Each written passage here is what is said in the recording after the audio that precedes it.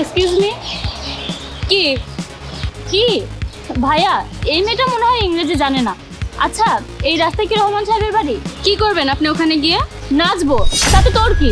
আর তুই কি এসব জিজ্ঞাসা করার? তোকে যা জিজ্ঞাসা করছি তুই তাই বল। এখন চুপচাপ বল রহমান সাহেবের বাড়ি কোনটা। কই দেখি। আরে দূরে যা, বেয়াদব মেয়ে, আবার আমার কাছে আসছে। আমার তো দেখে মনে হয় 2 টাকার চাকরানি, আবার এখানে দেখতে আসছে। এই তুই এটা পড়তে পারবি যেখানে দেখতে আসছিস? দেখে তো মনে হচ্ছে অশিক্ষিত। আরে বোন, তুই দেরি কেন করছিস? বাবা আমাদেরকে 10 মিনিট সময় দিয়েছে মেয়ের সাথে কথা বলার জন্য। যদি আমরা দেরি করে যাই তাহলে আমাদের উপরে কি প্রভাব পড়বে তুই ভাব। এই মূর্খ কিছু জানে না। চল, আমাদের দেরি হয়ে যাচ্ছে, চল। হ্যাঁ ভাইয়া, তুমি ঠিকই বলেছো। এই মেয়েটা তো পুরো আমাদের 10 মিনিটই নষ্ট করে দিয়েছে, কিন্তু এর বদলা তো আমি নিয়েই ছাড়বো। আগে মেয়ে দেখে আসি, তারপর ওকে আমি দেখে নিব। আচ্ছা, আমি এইবার বুঝেছি আপনারা রহমান সাহেবের বাড়িতে যাচ্ছেন মেয়ে দেখার জন্য। এমন ভাবে চর মারবো মাটিতে গিয়ে পড়বি। আর তুই আমার ভাইয়াকে দেখে হাসছিস কেন? তুই তো জানিস না এই এলাকার রহমান সাহেব সব থেকে বড় ধনী মানুষ, আর তার মেয়ের সাথেই আমার ভাইয়ের বিয়ে হতে যাচ্ছে। আর তুই আমার ভাইয়াকে দেখে হাসছিস? শোন, আর একবার যদি হাসিস না তাহলে রহমান সাহেবকে বলে তোকে এই গ্রাম ছাড়া করবো বলে দিলাম। আমাকে গ্রাম ছাড়া করবেন? দেখেছো ভাইয়া, কত বড় বেয়াদব মেয়ে, এত অপমান করার পরও দাঁত কেলিয়ে হাসছে। ভাইয়া চলো তো এখান থেকে যাই, আর কিছুক্ষণ দাঁড়ালে এই মেয়েটা আমাদের হাতে মার খাবে। হ্যাঁ বোন, তুই ঠিকই বলেছিস, এখানে দাঁড়ানো যাবে না, চল। ভাই শোনো, তুমি বলতে পারবে এখানে রহমান সাহেবের বাসা কোনটা, যিনি এক্সপোর্ট ইম্পোর্টের বিজনেস করেন? আচ্ছা, রহমান সাহেবের বাসা, ওনাকে কে না বা চেনে? ওনার বাসার সামনে দাঁড়িয়ে বলছেন ওনার বাড়ি কোথায়?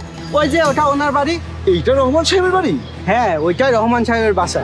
আর ওনার মেয়ে তো আপনার সামনে দাঁড়িয়ে আছে। আসসালামু আলাইকুম ম্যাডাম। ওয়ালাইকুম আসসালাম। আরে ভাই, আপনি এটা কি বলছেন? রহমান সাহেব তো অনেক ধনী, আর এটা ওনার মেয়ে হতেই পারে না। কিভাবে মানবো আমি?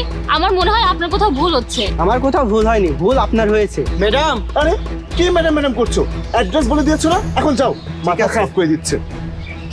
বোন, এটাও তো হতে পারে এটাই রহমান সাহেবের মেয়ে, বাড়িটার সামনে, আর মেয়েটাও এখানে। আরে ভাই, তুমি কি পাগল হয়ে গেছো নাকি? এই মূর্খটা ওনার মেয়ে কিভাবে হতে পারে? আর উনি তো অনেক ধনী মানুষ, ওনার মেয়ে হবে অনেক সুন্দর আর স্টাইলিশ, আর ড্রেস আপ হবে অনেক উন্নত মানের। এক কাজ করি, চলো রহমান সাহেবের বাসায় গিয়ে চা খেতে খেতে গল্পও করবো আর মেয়ে দেখাও হবে। হ্যাঁ ঠিক আছে, চল। আসসালামু আলাইকুম ম্যাডাম, আপনি কেন গাড়ি প্রসার করছেন? আমার চাকরি তো চলে যাবে। আপনি এত ধনী আর ভালো মানুষ, আপনি গাড়ি প্রসার করলে কি এটা ভালো দেখাবে? আপনি আমাকে কাপড় দেন, আমি প্রসার করছি।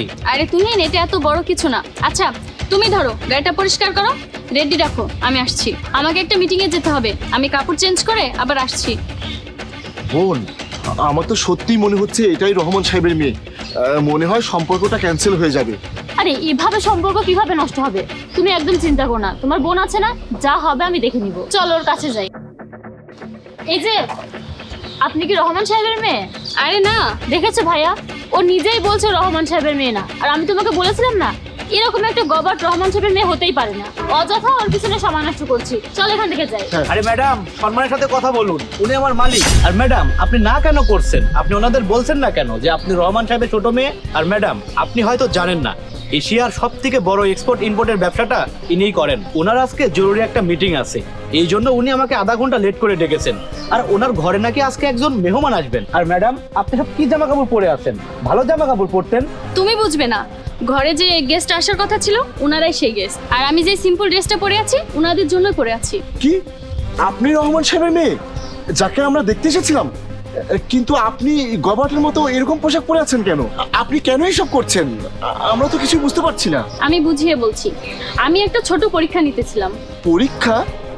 কিসের পরীক্ষা? এই পরীক্ষা যে আমার সাথে বিয়ে হবে সে মানুষটা কেমন। আর আমার তো মনেই হয় না যে একটা মানুষ, এর মধ্যে তো কোনো মনুষ্যত্ব বোধই নেই, এত লোভ। উনি যে আমার বাবার ধন সম্পত্তি দেখে আমাকে বিয়ে করতে চাচ্ছে, এটা আর হবে না। যদি আপনার ভাইয়ের সাথে আমার বিয়ে হয়, আমার পুরো জীবনটা নষ্ট হয়ে যাবে। আর আমি না এতটা বোকা মেয়ে নই যে আপনার ভাইকে আমি বিয়ে করে নিব। শুধুও নয়, আপনিও লোভী, আর তার সাথে বিয়া দেবো। কার সাথে যে কিভাবে কথা বলতে হয় সেটা তো আপনারা জানেনই না। আমি কে, আমি কি পোশাক পরে আছি, এটা না জেনে আপনারা যা ইচ্ছা তাই বলেই যাচ্ছেন। আপনি ভেবেছিলেন আমি গরিব, আমাকে কত অপমান করেছিলেন, না জেনে শুনে আমাকে কতগুলো কথা শুনিয়েছেন।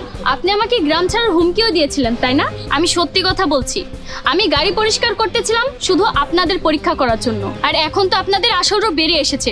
আমি বাবাকে সবটা বলে দিব যে আমি এই মানুষটাকে বিয়ে করব না, যে কিনা মানুষের থেকে টাকাকে বেশি ভালোবাসে। আরে না না, আপনি আমার বোনের কথা কিছু মনে করবেন না। ওর পক্ষ থেকে আমি আপনার কাছে ক্ষমা চাচ্ছি। আর আমি তো আপনাকে অনেক পছন্দ করি, আমি আপনাকে বিয়ে করতে চাই। আপনি আপনার বাবার কাছে বিয়ের জন্য না বলবেন না। আসলে আমাদের একটা ভুল হয়ে গিয়েছে, তার জন্য উল্টাপাল্টা কথা বলে ফেলেছি। প্লিজ আপনি কিছু মনে করবেন না, আমাকে বিয়ে করে নিন। ও আচ্ছা, আপনারা দেখছি আপনাদের রূপই বদলে ফেলেছেন আমাকে বিয়ে করার জন্য।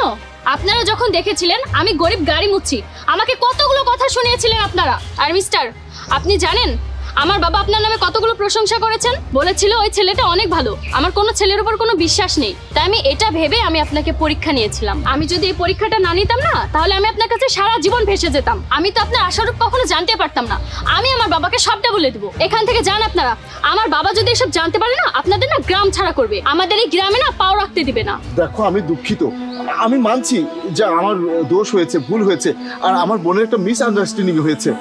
আপনার পোশাক দেখে আপনাকে ও গ্রামের মেয়ে ভেবেছে। আপনি প্রথমেই বলে দিতে পারতেন, তাহলে এই ভুল বুঝাবুঝিটা হতো না। দেখুন, আমাদের ভুল হয়ে গেছে, আপনি প্লিজ আমাদেরকে ক্ষমা করে দিন। আপনারা এই বিয়েটার জন্য মানা করবেন না প্লিজ। প্লিজ আপনি আমার ভাইয়াকে বিয়ে করেন। দেখেন, এই দেখানো ক্ষমা চাওয়ার কোনো প্রয়োজন নেই, কেননা আমি আপনাদের কোনো কথাই বিশ্বাস করব না। প্রথমবারের মতো তো বেয়াদবি না করে আপনি এখান থেকে চলে যান, কারণ আপনি বয়সে আমার থেকে অনেক বড় হবেন। তাই আমি আপনাকে কিছু বলতে চাই না। আর আপনি আপনার ভাইয়ের বিয়ে দেওয়ার জন্য আপনার মতো একটা মেয়ে দেখে বিয়ে দিয়ে দিন। আর তুহিন, গাড়িটা পরিষ্কার করে রাখো, আমি রেডি হয়ে এখনই আসছি, মিটিংয়ে যেতে হবে। ঠিক আছে ম্যাডাম।